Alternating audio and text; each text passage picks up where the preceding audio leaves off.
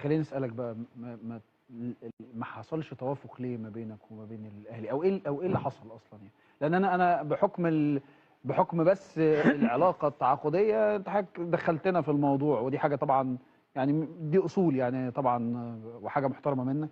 لكن انا بس ايه اللي حصل؟ الناس عماله تسالني في كل مكان، وانا والله يا جماعه انا ما عندي المعلومه يعني.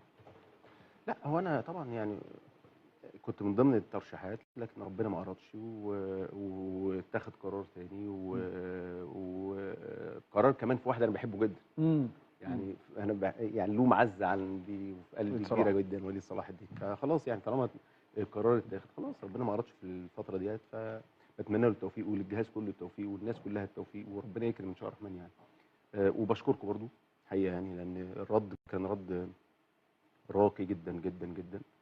آه، يعني ما اتكلمتوش في اي حاجه خالص ولا حاجه خاصه بالتعاقدات يعني، فبشكرك طبعا. لكن طالما في قرار اتاخد خلاص، فالكل وراه يعني، وربنا يكرم وربنا يكتب التوفيق يعني. لكن فيها حاجه نفسي اقولها، اتفضل. يعني عشان دايما تبقى في حاجات فيها سلم، تمام، وفي اسماء جايه، ففي بوزيشن بيبقى معمول، يعني احنا المنسق. صح. اه والله كنت عارف ان انت هتقول.